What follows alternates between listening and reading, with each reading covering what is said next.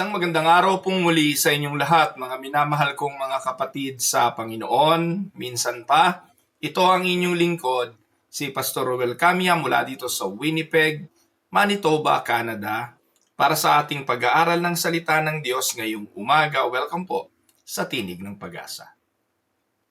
Ang ating pag-aaral, again, continuation ng ating series on the Book of John, on the Gospel of John.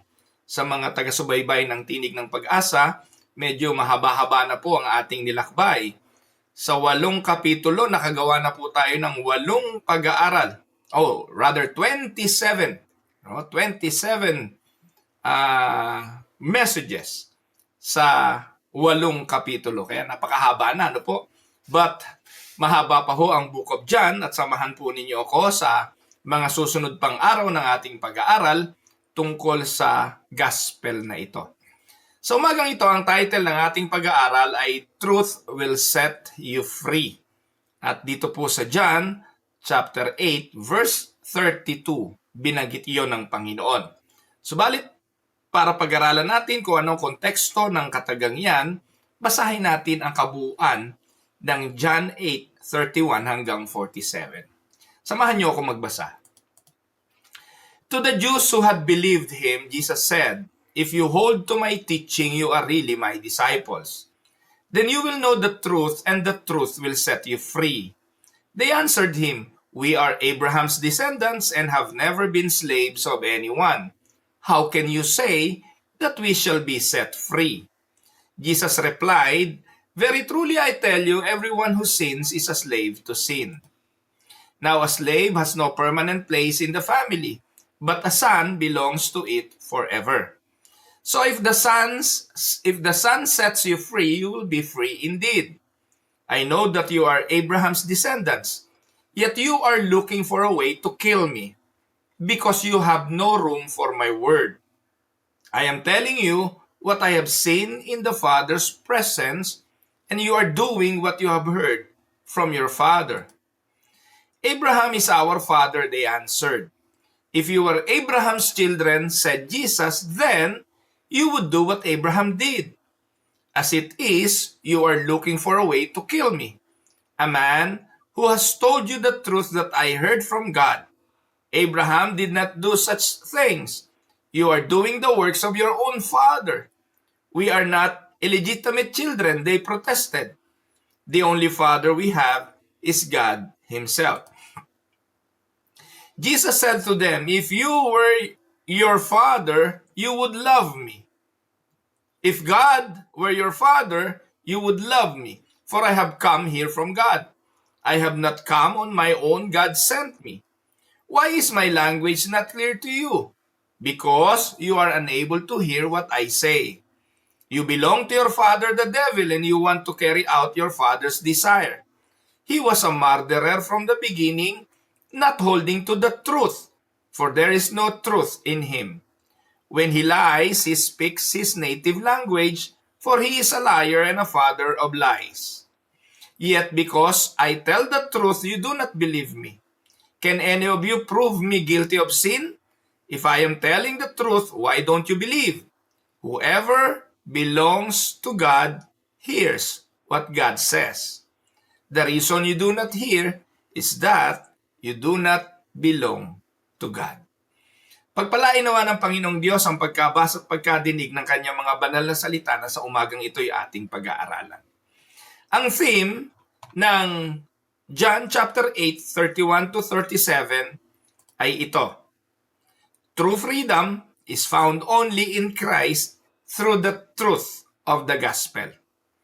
Ang tunay na kalayaan ay matatagpuan lang sa ating Panginoong Hesukristo, at ito'y sa pamamagitan ng katotohanan ng Ebanghelyo. When Jesus declared that the truth will set you free, He is referring to the gospel, to the message, the good news of the Lord Jesus Christ.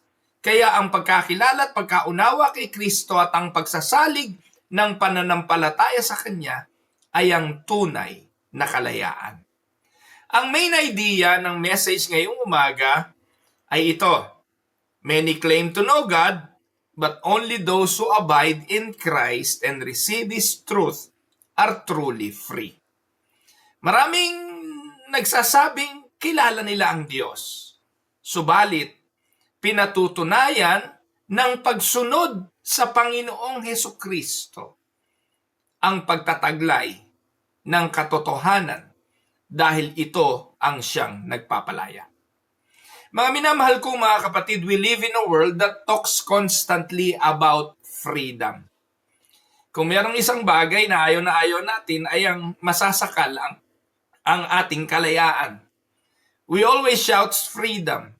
We want our independence. People want freedom from rules, freedom from suffering, freedom from responsibilities, freedom to live however they want. Kaya very common sa panahon natin, naririnig natin ang society sinasabi, follow your heart, live your truth, and be whoever you want to be. Mamuhay ka ayon sa gusto mo, sundin mo tibok ng puso mo, kung anong gusto mo, gawin mo. Di ho ba? Hanggat gusto mong gawin, walang pwedeng pumigil sa'yo. That is the kind of freedom that every human wants. Ayaw natin ng pinapakialaman. Ayaw natin ng nirerendahan. Gusto natin ay kung anong maisip natin, yun ang ating gawin. At yan ang dikta at madalas sinasabi ng society around us. Subalit ang ating Panginoong Hesukristo ay nagtuturo ng kakaiba. At ang passage na ito ng Scripture is something very shocking.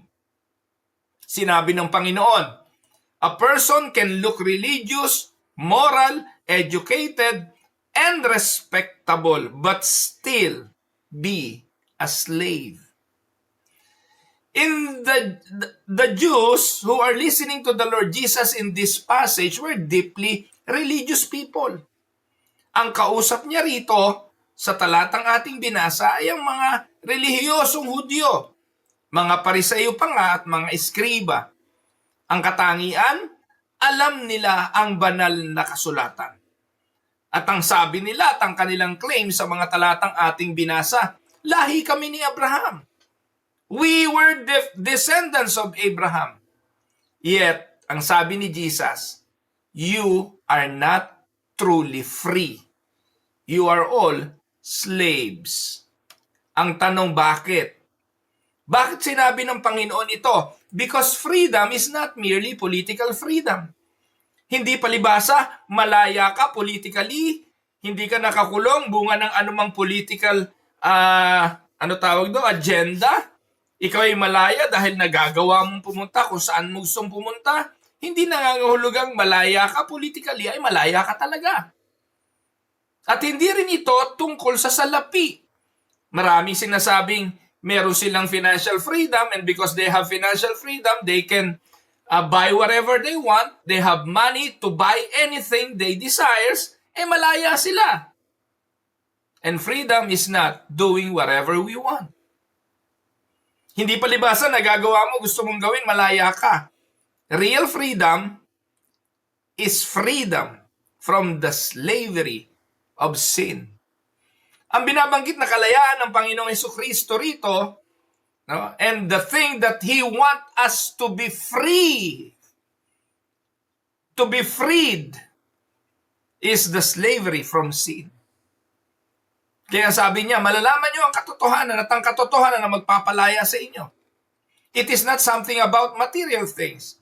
It is not something about politics or freedom from finances and material things. This is spiritual freedom.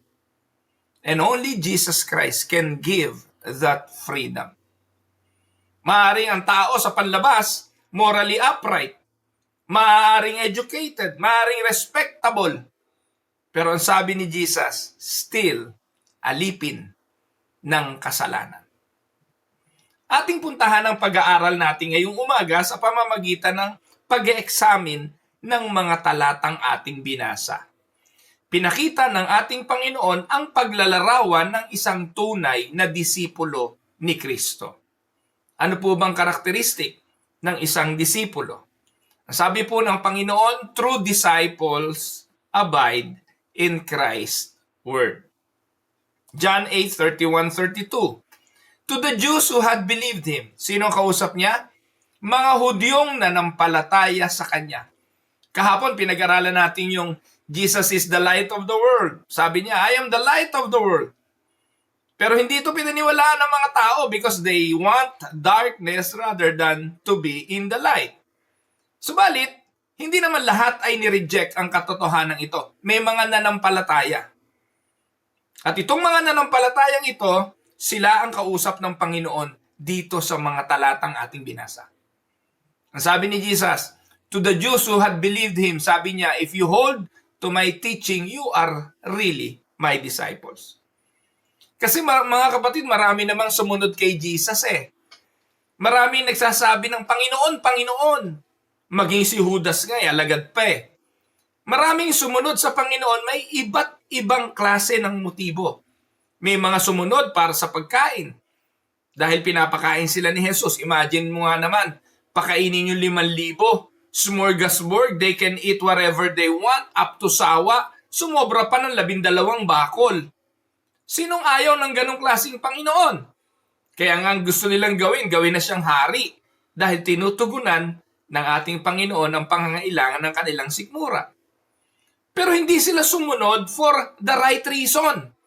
They followed Jesus dahil sa material provision. At ito malungkot. Marami ngayon nasa simbahan dahil sa pangakong biyayang siksik, liglig at umaapaw. Sa mga pangako nagagaling sa karamdaman, maaayos ang relasyon, titino ang buhay, gaganda ang karir, magtatagumpay sa negosyo. Ganyan ang pangyakag ng mga simbahan sa panahon ngayon. Yan ang maririnig nyo sa mga pulpito at stage ng mga Pentecostal churches na nangangaral sa panahon ngayon. Pero ang sabi ng Panginoon, madali namang malaman kung tunay ko kayong mga disipulo eh. If you hold to my teaching, you are really my disciples. So anong gustong sabihin dito? Jesus was speaking to people who had professed belief in Him. Ang kausap niya rito, mga taong nagpahayag ng paniniwala sa Kanya. But Christ immediately revealed that genuine faith is proven by perseverance. Magpapatuloy if you will hold to my teaching. If you abide to my teaching. Sa ibang translation, ginamit yung word na abide. A true disciple does not merely admire Jesus.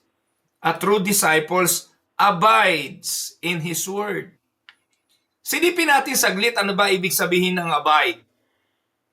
Sa NIV, ang ginamit po kasi ay, if you hold to my teaching, you are really my disciples. Sa ibang translation, if you abide in my teaching. The word abide means to remain, to continue, to stay, to dwell. The word abides are synonymous to those words. So true Christians continue in the teachings of Jesus. Kapag ikay nagpapatuloy sa turo, isa lang ibig sabihin nun. Ikaw ay alagad ni Kristo. E paano pastor kung isang beses, isang taon lang nagsisimba? Paano kung birthday lang? Kung may special occasion, kung mahal na araw, Pasko, nun lang nagsisimba? Well, alam nyo na ang sagot dyan. Hindi ko naman kailangan i-explain pa yan, mga kapatid. Dahil ang sinasabi ng Panginoon, yung totoong nagmamahal sa akin at itinuturing kong mga disipulo ay iyong nananatili sa aking salita. At true Christians continue in the teachings of Christ. Saving faith is not temporary excitement. Ang totoong kaligtasan hindi pagkatapos lang ng retreat o summer camp. Napakaraming dumadalo sa mga retreat, summer camp, pagbalik, init sa pananampalataya. Gusto agad maglingkod, ang dami nga eh. Taas ang kamay at gusto magpastor pagkatapos ng mga retreat at camping eh. Pero ang totoong kaligtasang ang pananampalatayang nagliligtas, hindi temporary excitement lang. It is not emotional hype na bunga lang ng isang solemn na tugtog at panawagan ng pastor na tumayo, itaas ang kamay at sumunod sa kanyang panalangin. It is not even a church attendance alone. A true believer continues following Jesus even when life becomes difficult. Kaya mga kapatid, ang sukatan ng totoong Kristiyano, pag nasadlak sa mga suliranin ng buhay, doon magkakaalaman kung sino ang fake at kung sino ang totoo. Amen? Those whom God truly saves will continue in the faith because God preserves them by His grace. Jesus then say, "You will know the truth, and the truth will set you free." Pag-aralan po natin ito and let us notice carefully. Truth comes from Christ. You will know the truth, and the truth will set you free. Saan galing ang katotohanan yan? Ang katotohanan yan galing sa salita ng Diyos. Kaya nga niya binabanggit kanina, ang sino mang nais, if you hold to my teaching, you are really my disciples. If you are holding to the truth of the Word of God that comes from the mouth of the Lord Jesus Christ, na ngayon ay ang ating mga Biblia, ibig sabihin tayo yung mga disipulo. So the truth of the Scripture, the truth of God that will set us free, come from Jesus Christ. Amen? So freedom comes through truth. Saan ba galing daw ang kalayaan? Galing ang kalayaan sa katotohanan. At saan galing yung katotohanan? Kay Jesucristo. Ang katotohanan ay hindi iniimbento ng tao. Pwede ako lumika ng isang imbensyon at sabihin kong totoo. Kaya nga po hindi natin ginagawang doktrina ang ating mga personal testimony. Meron pong delikado sa mga patotoo eh. Kasi yung mga patotoo, karanasan ng isang tao, hindi natin pwedeng gawing general principle. Kasi yung naranasan ni Apostol Pablo, hindi naman naranasan ng ibang mga alagad. Yung naranasan ni Pedro, hindi naman naranasan ng ibang mga alagad. Iba-iba ang mga karanasan. At yung mga karanasan, hindi pwedeng gawing doktrina. Nakakalungkot minsan eh. Wala na kayong marinig sa mga pulpito ng mga charismatic at Pentecostal ngayon, kundi testimonies. Testimonya. Testimonya ng paggaling, testimonya ng pagyaman, testimonya ng mga kung ano-anong pagtatagumpay. Hindi ko po sinasabing hindi maganda yon. Hindi ko po sinasabing huwag nyo ikwento yung kabutihan ng Diyos. Pero hindi siya doktrina para papaniwalain ng lahat ng tao na kung ganun din ang kanilang gagawin, mangyayari din yung sa kanila. Hindi. Hindi palibasa gumaling sa cancer. Kung totoong gumaling sa cancer yung isang tao, lahat ng may cancer gagaling. That is not the truth. Kaya si Eddie Villanueva ang numero 1 sinungaling na pastor eh. Dahil lang sinasabi niya, pag naging Kristiyano ka, lalaya ka saan? Lalaya ka sa pagkaalipin, sa kahirapan. Ibig ba sabihin nun, lahat ng miyembro ng JIL, lahat mayaman? Eh, yun ang numero 1 teaching ng JIL eh. Jesus Christ will set you free from the bondage of the law and poverty. Idinuduktong yung poverty. Wala namang ganun. Para paniwalain na kapag sumunod ka kay Kristo, yayaman ka, aasenso ka, giginhawa ka. At ang teaching nga po ng JIL, poverty is a curse. And a curse that binds slave human to poverty. Imbento lang yun ni Eddie Villanueva at ng mga charismatic Pentecostal prosperity preachers. Kaya nakakatawa pag pinakikinggan nyo yung mga yan eh. Kumukuha kayo ng mga aral at teaching sa mga pastor na yan na magbubulid sa inyo, hindi sa katotohanan kung hindi sa kasinungalingan. Pag ipinangaral mo to sa mga JIL, tatalikuran kanila because katulad ng alipin ng kadiliman, they don't want to hear the truth. They want to live with the lies. The lies that was inculcated in their minds. Kaya pag naturuan, nabuksan ng puso, naku, hindi na talaga babalik siya sa ganyang mga simbahan. Pero napakaraming alipin sa mga man-made, invented teachings. Pero ang sabi ni Jesus, truth is not invented by man, truth is revealed by God. Amen? Sa panahon ngayon, people say, my truth, your truth, truth is relative. Wala ikang absolute truth. Pero hindi natin yung pinaniniwalaan. Naniniwala tayo sa absolute truth because Jesus speaks of it. Not a philosophy, not positive thinking, not self-help motivation. The truth is ultimately found in Christ Himself. Ano sabi ng Bible? John 14:6. Jesus says, I am the way, I am the truth, and I am the life. Nasa sa inyo po yan. Kung Kristiyano ka at hindi ka naniniwala sa katotohanan yan, I don't know kung saan galing yung pagiging Kristiyano mo. The gospel truth sets sinners free. From where? Makinig kayo. Saan tayo pinalaya ng ebanghelyo? Saan ba tayo lumaya? Sa kahirapan ng financial ba? Hindi. Sa kahirapan ba ng problema at suliranin? Hindi.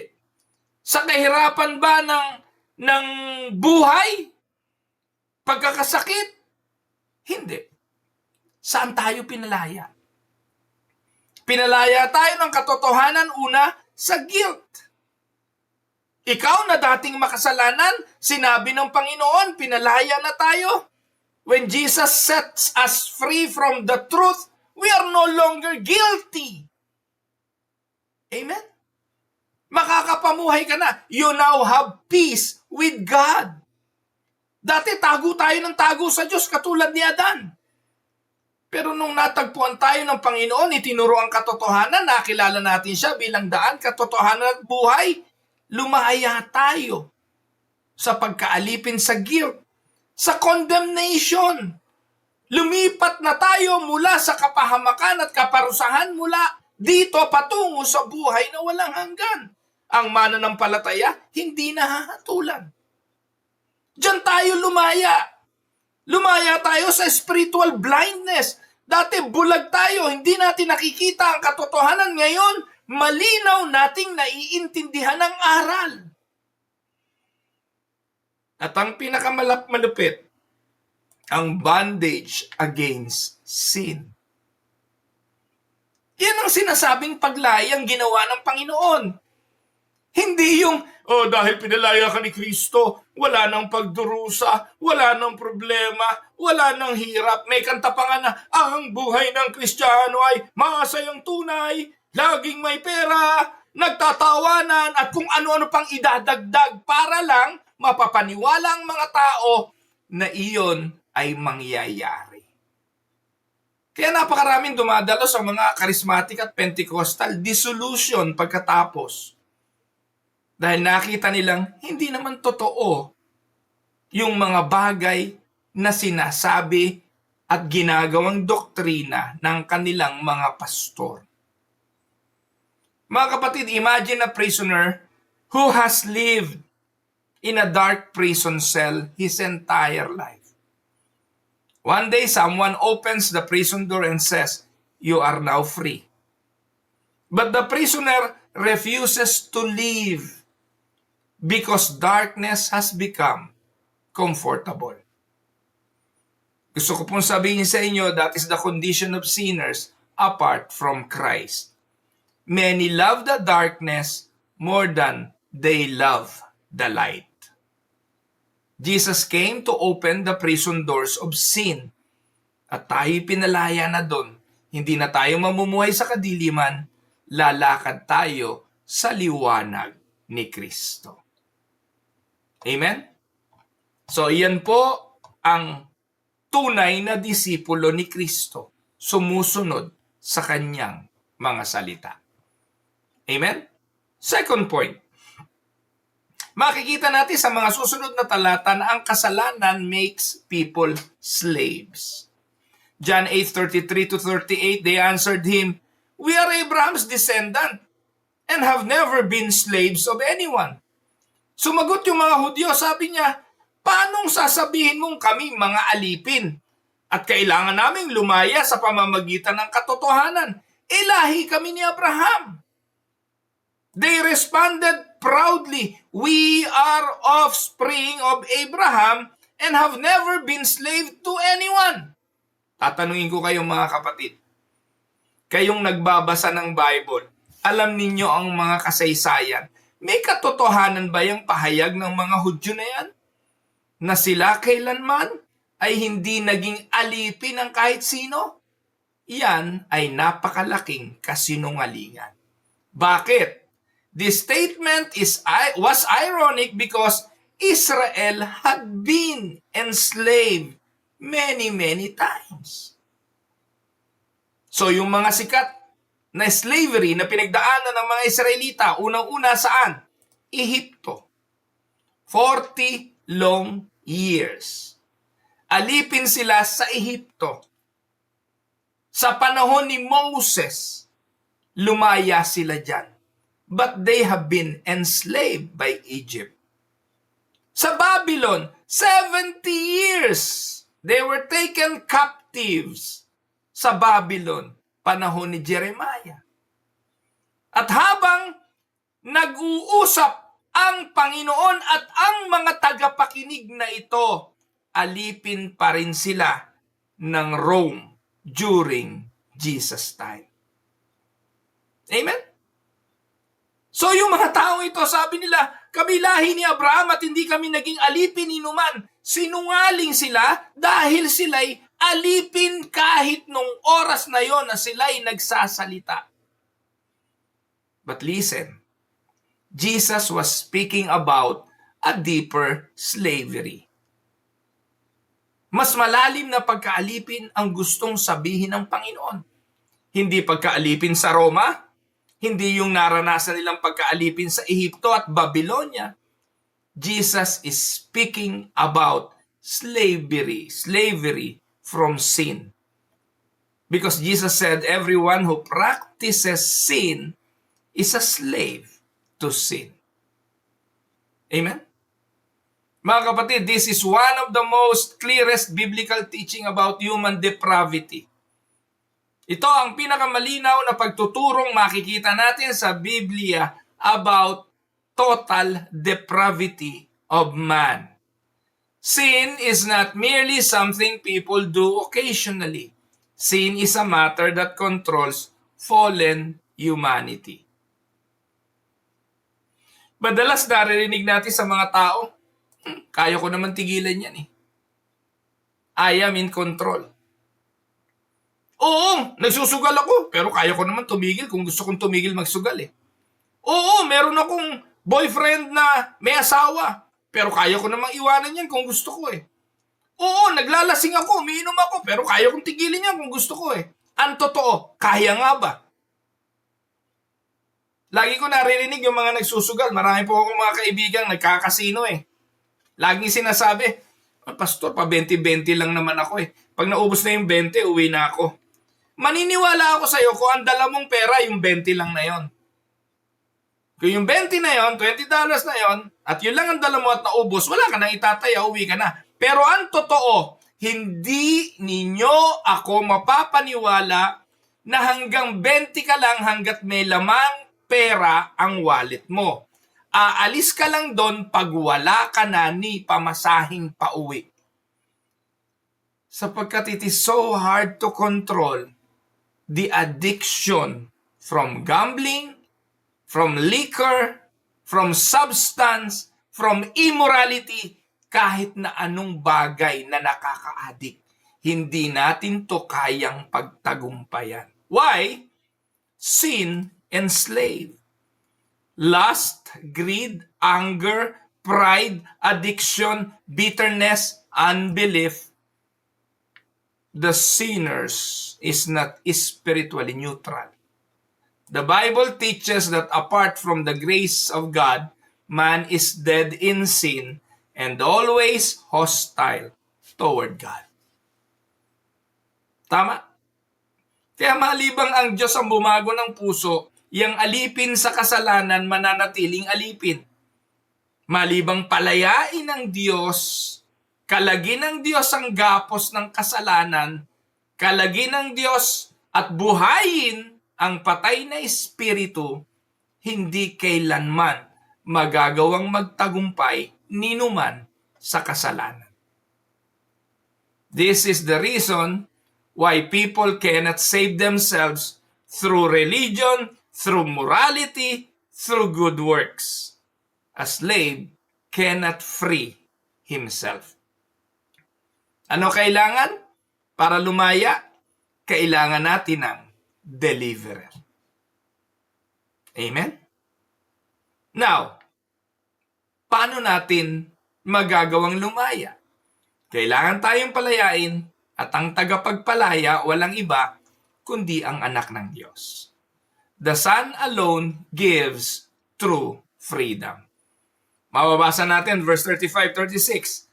Now a slave has no permanent place in the family, but a son belongs to it forever. Verse 36. So if the Son sets you free, you will be free indeed. Amen? Pag pinalaya ka ng anak, totoong malaya ka na. And what a glorious words. Pinakikita rito mga kapatid sa talatang ito na ang Panginoong Yesus lang ang may otoridad na magpalaya sa makasalanan. Hindi ang relihiyon, hindi ang tradisyon, hindi ang human effort. Only Jesus set us free. Amen? Again, ulitin natin. Saan tayo pinalaya?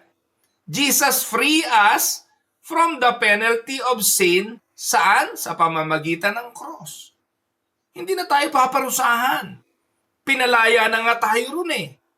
From the power of sin through regeneration.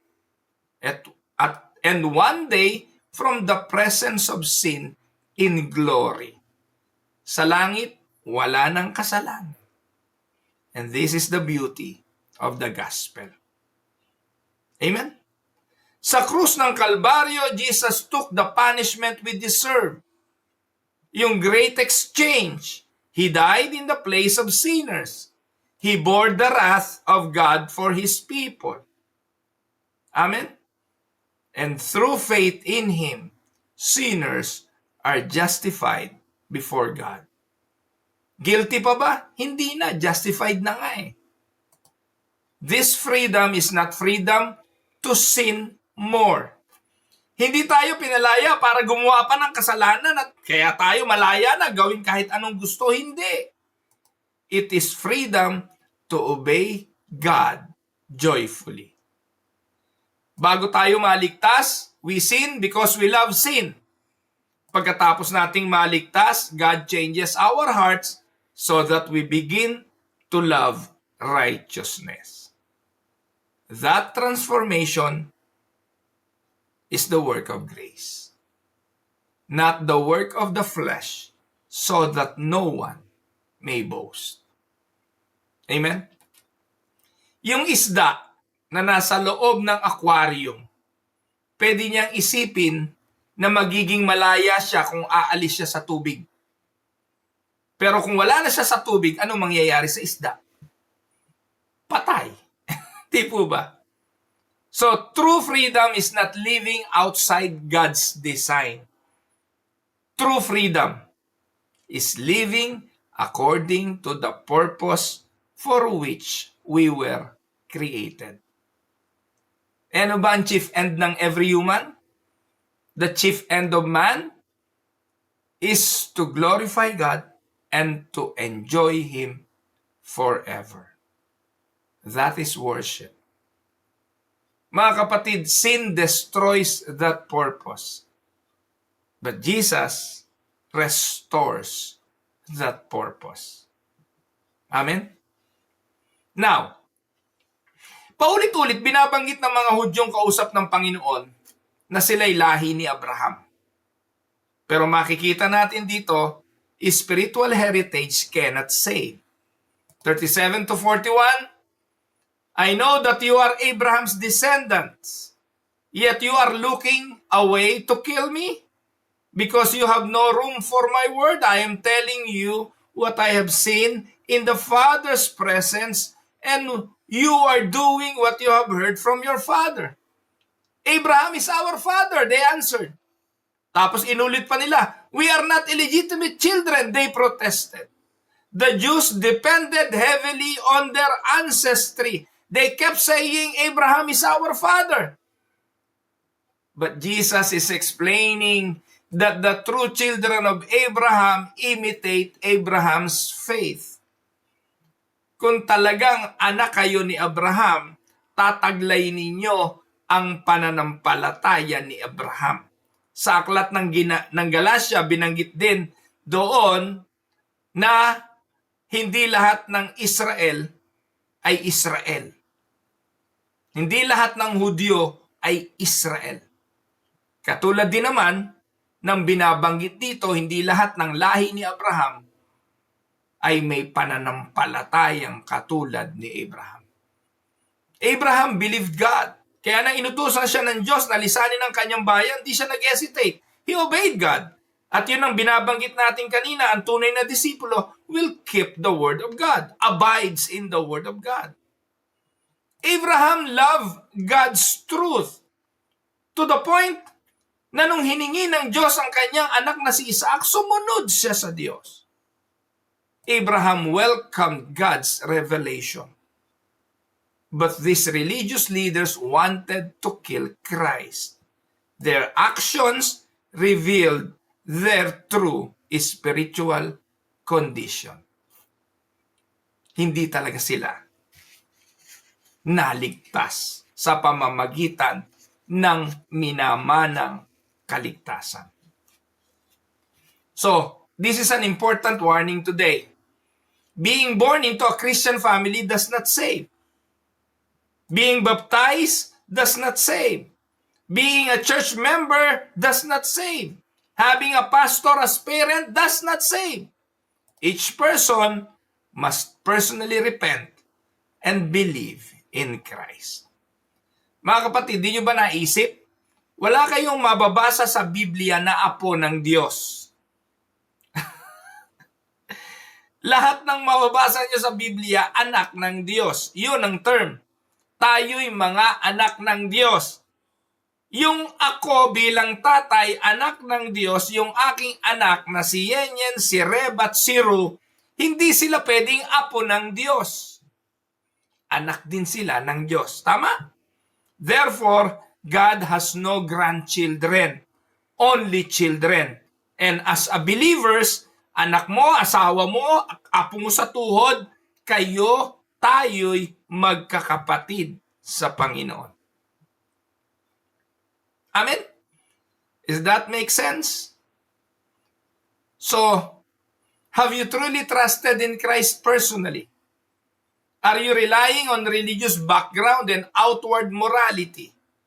If you answered yes to that, no? Sa last question, sorry, but you cannot be saved by your background or by your ancestry. Panlimang punto, those who reject Christ reveal their true father. Dito marinig natin ang isa sa pinakamasakit na declaration ni Jesus. Jesus said to them, if God were your father, you would love me, for I have come here from God. I have not come on my own. God sent me. Why is my language not clear to you? Because, sabi ni Jesus, kaya hindi ninyo ako maintindihan. Sorry. Acid reflux. Kaya hindi nyo ako maintindihan at hindi nyo matanggap ang aking salita because you belong to your father, the devil. Huwag niyong ipagpilitan na anak kayo ni Abraham. Hindi kayo anak ni Abraham, anak kayo ng demonyo. Kasi yun ang gusto niyong sundin. Mga kapatid, these are among the strongest words Jesus ever spoke. Jesus said, "You are of your father, the devil." Why? Because they rejected the truth and hated Christ. Sa mga taong wala sa kanila ang katotohanan, mananatili silang alipin sa kasalanan, hindi sila makakalaya. Malibang ang Diyos ang magpaunawa. Listen to the word. I have come here from God. I have not come on my own. God sent me. Ang lino na lang sabi ni Jesus na yun eh. Pero sa verse 43, ang sabi niya, why is my language not clear to you? Bakit ang aking mga salita hindi maliwanag sa inyo? Bakit hindi niyo ako maintindihan? Ang sagot, because you are unable to hear what I say. Wala kayong kapasidad na maintindihan ang aking sinasabi. Bakit? Kasi you belong to your father, the devil, and you want to carry out your father's desire. Malinaw? Without the help of the grace of God, we will remain that way. This, mga kapatid, does not mean every unbeliever is wicked as possible. Satan here is described as murderer, a liar, and the father of lies. So every rejection of divine truth reflects satanic rebellion. Amen? Hindi nangangahulugan nito na tayo o ang mga hindi mananampalataya is as wicked as possible. But it means all humanity outside Christ belong to the kingdom of darkness. And only God's grace can rescue sinners from that kingdom. Amen? Let us notice the contrast. May contrast dito eh. Dalawang tao, dalawang grupo. God's children, they hear God's word. The devil's children, they reject God's truth. Sinabi ni Jesus, whoever is of God hears the words of God. Amen? But a person, this does not mean believers are perfect.